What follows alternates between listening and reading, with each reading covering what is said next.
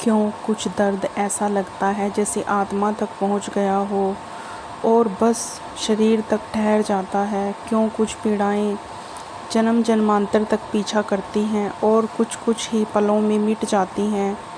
आज इसी रहस्य पर उतरेंगे। यही सवाल, प्रारब्ध का फल कौन भोगता है, आत्मा या शरीर, का जवाब ढूंढने के लिए आइए मेरे साथ एक यात्रा पर चलें। एक यात्रा भीतर की ओर। हर शब्द भीतर के मौन से संवाद करेगा। कहते हैं हम जो भी कर्म करते हैं उसका फल हमें भोगना ही पड़ता है। लेकिन यहाँ एक सवाल है, यह हम कौन हैं? क्या वह शरीर जो इस धरती पर कुछ वर्षों का मेहमान है, या वह आत्मा जो जन्म और मृत्यु के चक्र से बार बार गुजरती है? शरीर तो नश्वर है, मिट्टी से बना है और मिट्टी में मिल जाएगा। लेकिन आत्मा, गीता के शब्दों में, नैनम छिद्यन्ति शस्त्राण नैनम दहति पावक, इस आत्मा को कोई शस्त्र काट नहीं सकता, कोई अग्नि जला नहीं सकती।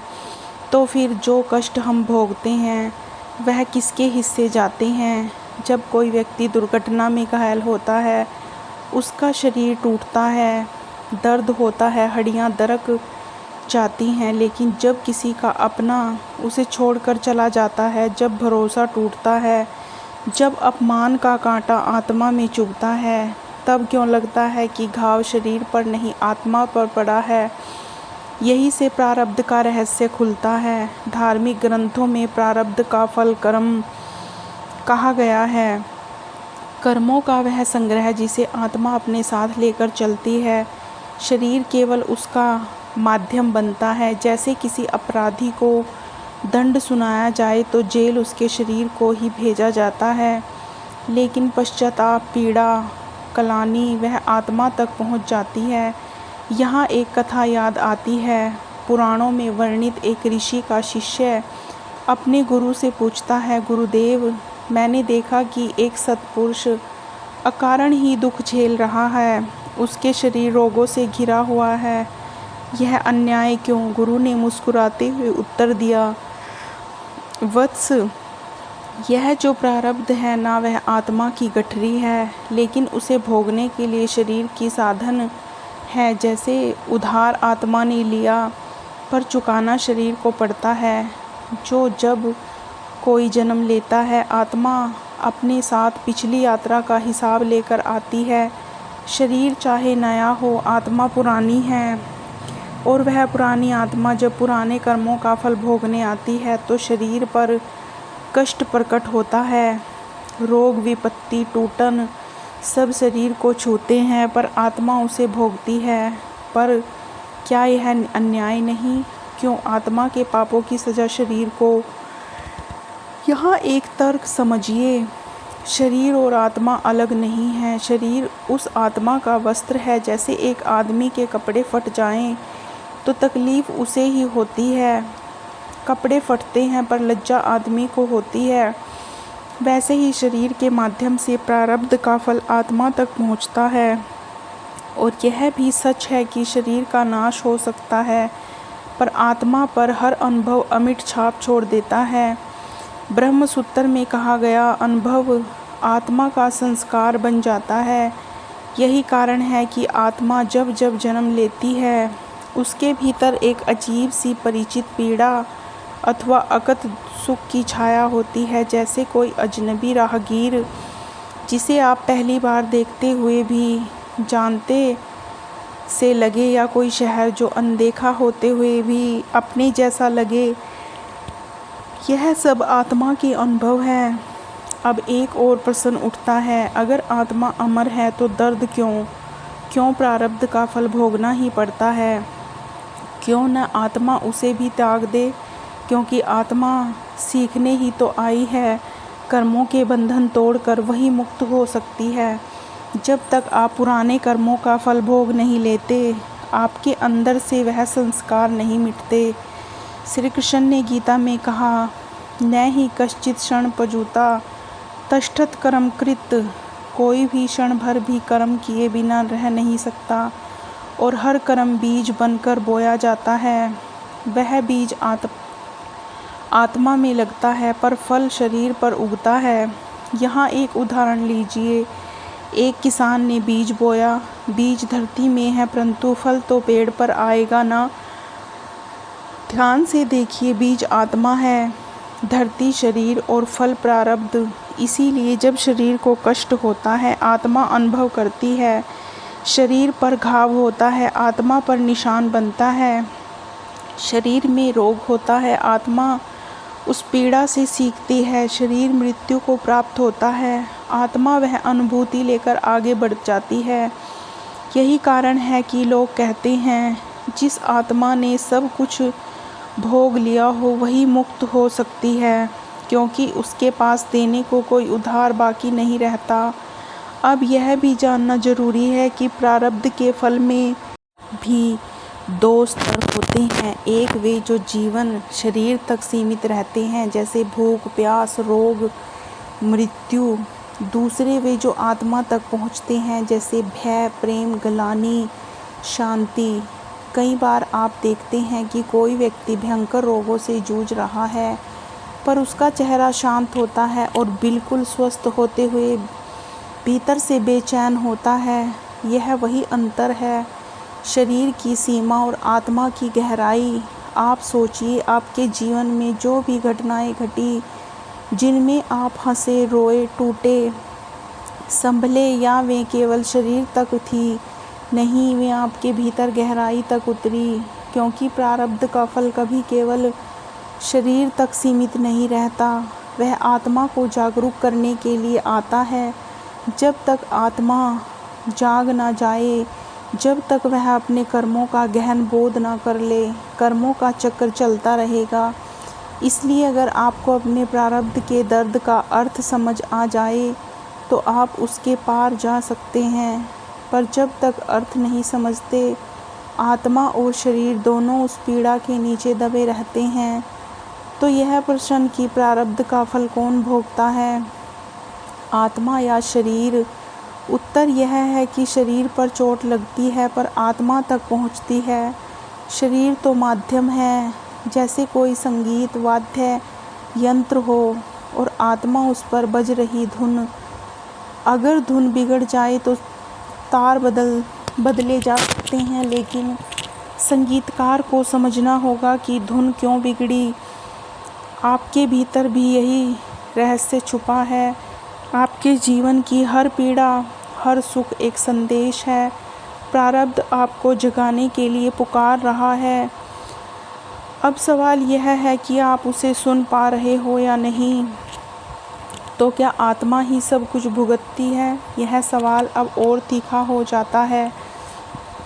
शरीर तो कुछ वर्षों का किराएदार है, पर आत्मा, वह तो अनंत यात्राओं की पोटली बांध कर चली आ रही है।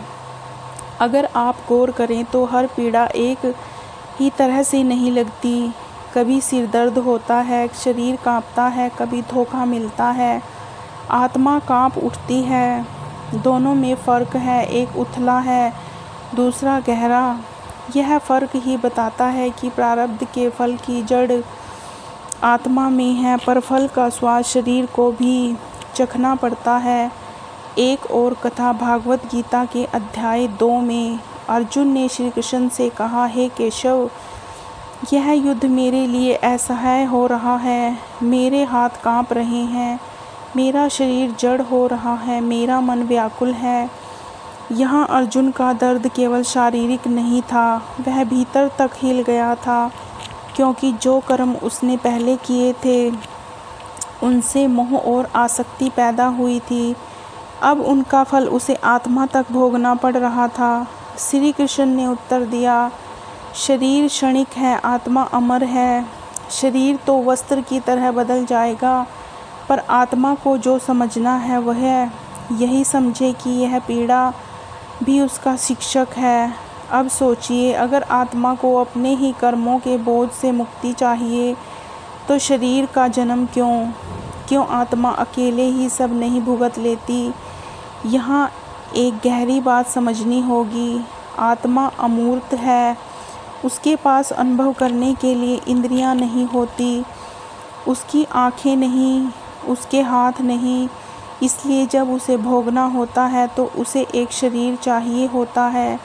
जैसे कोई लेखक अपनी कल्पना को कागज़ पर उतारता है। कल्पना आत्मा है, कागज़ शरीर है, स्याही प्रारब्ध है, शरीर कागज़ की तरह काम करता है। जो भी कर्मों की कहानी आत्मा में लिखी है वह शरीर पर उतरती है, लेकिन कहानी आत्मा की ही होती है। एक बार एक संत से पूछा गया, महाराज, जब आत्मा इतनी पवित्र है तो वह कर्मों से बंधती क्यों है? संत बोले, क्योंकि वह सीखना चाहती है। जब तक कड़वाहट का स्वाद ना मिले, मिठास का महत्व नहीं समझ आता, जब तक कर्मों की रस्सियों में जकड़ी ना जाएं, तब तक मुक्ति का सुख समझ नहीं आता। यह बात सुनकर वह चुप हो गया, क्योंकि वह समझ गया कि शरीर और आत्मा की साझेदारी की प्रारब्ध की किताब को पूरी करती है। शरीर और आत्मा का रिश्ता समझिए।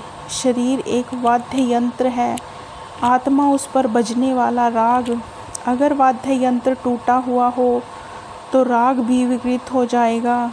अगर आत्मा व्याकुल हो तो शरीर भी थक जाएगा। इसलिए दोनों के बीच संतुलन ही मुक्ति की ओर ले जाता है। अब यहाँ एक और सवाल उठता है, क्या शरीर के नष्ट हो जाने से प्रारब्ध भी मिट जाता है? नहीं, यह सबसे बड़ा भ्रम है। शरीर का नाश होने पर आत्मा अगली यात्रा के लिए तैयार हो जाती है। जैसे कोई यात्री एक होटल में रुककर सुबह अपनी राह पकड़ ले, होटल छोड़ दिया, पर उसकी थकान और अनुभव साथ रह जाते हैं, वैसे ही आत्मा अपना बोझ लेकर अगले जन्म में चली जाती है। कुछ लोग यह पूछते हैं, अगर प्रारब्ध आत्मा का है तो क्या हम उसे बदल नहीं सकते? यहाँ भी उत्तर गीता से ही मिलता है। कर्मण्येवाधिकारस्ते मा फलेषु कदाचन, अर्थात कर्म करना तुम्हारा अधिकार है, फल पर तुम्हारा अधिकार नहीं। पर कर्म इतना शुद्ध हो, इतना जागरूक हो कि पुराने प्रारब्ध के कांटे भी फूल बन जाएं। अगर आज आप अपने कर्मों को सजगता से करें तो आत्मा का बोझ धीरे धीरे हल्का होता जाता है, क्योंकि प्रारब्ध का फल अनिवार्य है, पर उसकी तीव्रता कम की जा सकती है। जैसे पानी में शक्कर घोलने से पानी मीठा हो जाता है, वैसे ही शुभ कर्म पुराने पापों की तिखाई को कम कर देते हैं। अब एक और कथा। एक भक्त ने शिवजी से पूछा, भोलेनाथ, आपने मुझे इतना कष्ट क्यों दिया? क्या मैंने कुछ गलत किया? शिवजी बोले, तुम्हारे भीतर सोने जैसी जो आत्मा है, उसे शुद्ध करने के लिए भट्टी जरूरी थी। यह कष्ट भट्टी की आग है, इसे झेल कर ही आत्मा अपनी असली चमक पाती है। यहाँ शिवजी ने एक बहुत बड़ा रहस्य कह दिया। दुहक केवल दंड नहीं है, दुहक वह अवसर है जिसमें आत्मा अपने पुराने बोझ से मुक्त होकर हल्की हो सके। और यह हल्कापन तभी आता है जब हम यह स्वीकार कर लें कि प्रारब्ध का फल आत्मा ही भोग रही है, शरीर तो केवल माध्यम है। और यही कारण है कि कुछ लोग भयंकर कष्टों के बाद भी मुस्कुरा पाते हैं। वे जानते हैं कि यह दर्द अस्थायी है, वे जानते हैं कि आत्मा अमर है, वे जानते हैं कि शरीर के घाव तो भर जाएंगे, पर आत्मा की सीख शाश्वत होगी। अब आप सोचिए, आपके जीवन में भी कितनी बार ऐसा हुआ है कि किसी दुर्घटना से शरीर घायल हुआ, पर आत्मा भीतर से और मजबूत हो गई। कितनी बार ऐसा हुआ कि किसी अपमान से आपको तोड़ दिया, पर उसी टूटन से आपके भीतर एक नई चेतना जागी। यह आत्मा का ही प्रारब्ध है, वह आपको सीख देने आई है। यह भी ध्यान दीजिए, प्रारब्ध से डरना नहीं चाहिए, क्योंकि प्रारब्ध आपको मिटाने नहीं आता, वह आपको जगाने आता है। वह आप आत्मा हैं और आत्मा के पास सीखने की अपार शक्ति है। अब आप खुद से एक सवाल पूछिए, जब अगली बार कोई पीड़ा आपके जीवन में दस्तक दे तो तो क्या आप उससे भागेंगे या उसका अर्थ समझकर उसे गले लगाएंगे? याद रखिए, दर्द का अर्थ समझ में आ जाए तो दर्द शिक्षा बन जाता है, दर्द का अर्थ ना समझे तो वह सज़ा बन जाता है। आप किसे चुनेंगे, शिक्षा या सज़ा? यही आपके आत्मा की यात्रा का सबसे बड़ा मोड़ होता है। अब हम यात्रा के उस मोड़ पर आ पहुँचे हैं जहाँ सबसे अहम सवाल खड़ा होता है, क्या आत्मा अपने प्रारब्ध से मुक्त हो सकती है? क्या वह कर्मों के उस बंधन को काट सकती है जिसे उसने स्वयं बुना? और क्या शरीर इस मुक्ति में कोई भूमिका निभा सकता है? यह सवाल सिर्फ ज्ञान का नहीं, यह सवाल साहस का है। शास्त्रों में कहा गया है, कर्माण बंधनाय ज्ञानम विमोचनाय कर्म। आत्मा को बांधते हैं, ज्ञान उसे मुक्त करता है। और यह ज्ञान तभी जागता है जब आत्मा अपने प्रारब्ध के रहस्य को जान लेती है, जब उसे समझ आ जाता है कि प्रारब्ध सज़ा नहीं बल्कि शिक्षा है, जब उसे बोध हो जाता है कि शरीर केवल एक साधन है, परंतु साधन को सम्मान देना भी उतना ही ज़रूरी है। एक कहानी है, एक सिद्ध महात्मा अपने अंतिम दिनों में अपने शिष्यों को समझा रहे थे। उनकी देह क्षीण हो चुकी थी, काया रोगों से छूट चुकी थी। शिष्य रोते हुए बोले, गुरुदेव, आप जैसा पवित्र आत्मा इतना कष्ट क्यों सह रहा है? महात्मा मुस्कुराए और बोले, वत्स, यह शरीर मेरी आत्मा का अंतिम ऋण चुका है। जब तक इस शरीर में प्राण है तब तक यह मेरा पुराना बोझ उतार रहा है। पर देखो, मेरी आत्मा तो मुक्त है। यह कष्ट शरीर का है पर शांति आत्मा की है। यही बात हमें भी समझनी है। जब जीवन में कष्ट आए तो यह ना समझें कि ईश्वर ने आपको दंड दिया है, यह समझें कि ईश्वर ने आपको एक अवसर दिया है।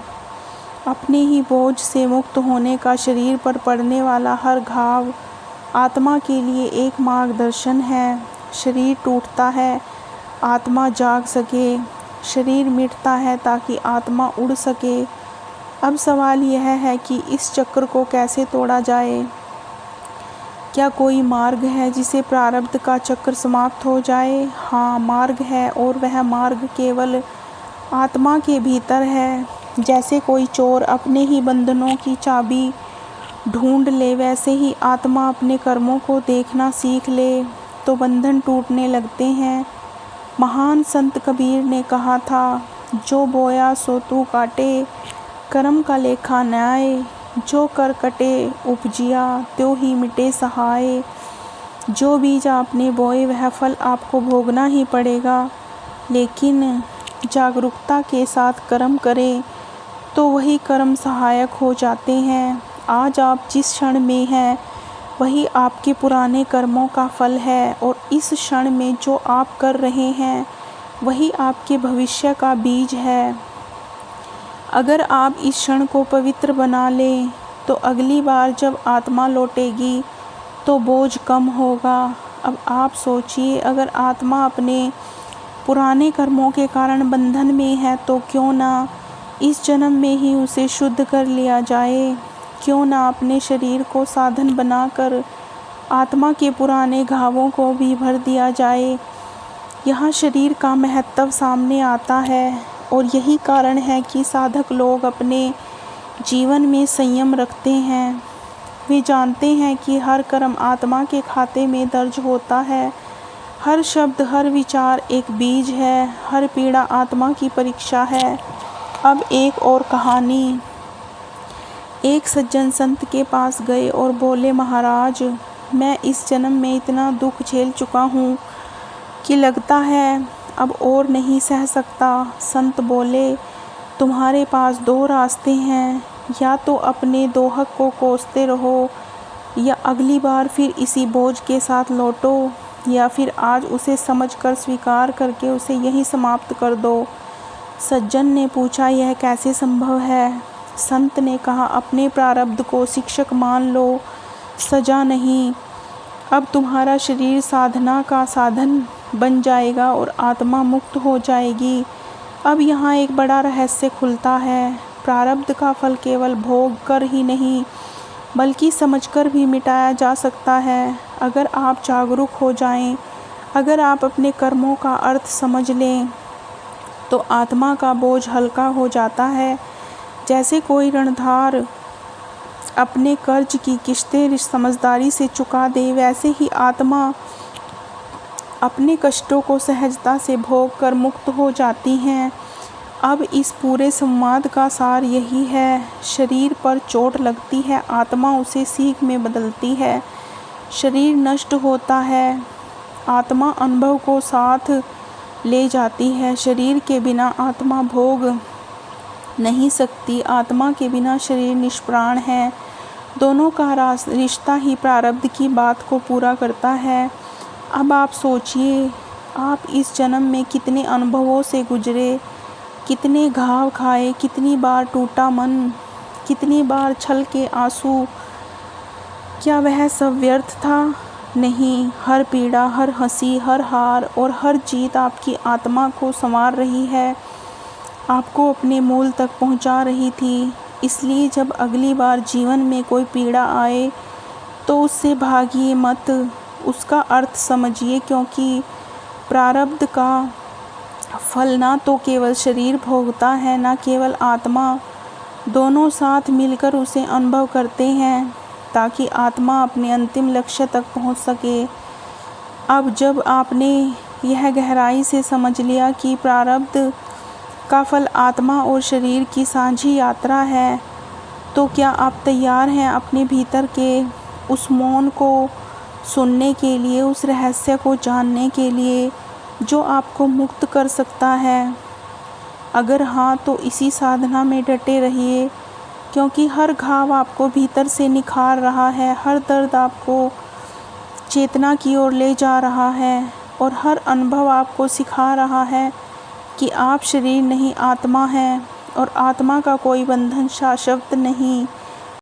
आपका हर क्षण पवित्र हो, आपकी आत्मा हल्की हो और आपके कर्म शुभ हो, यही प्रार्थना है।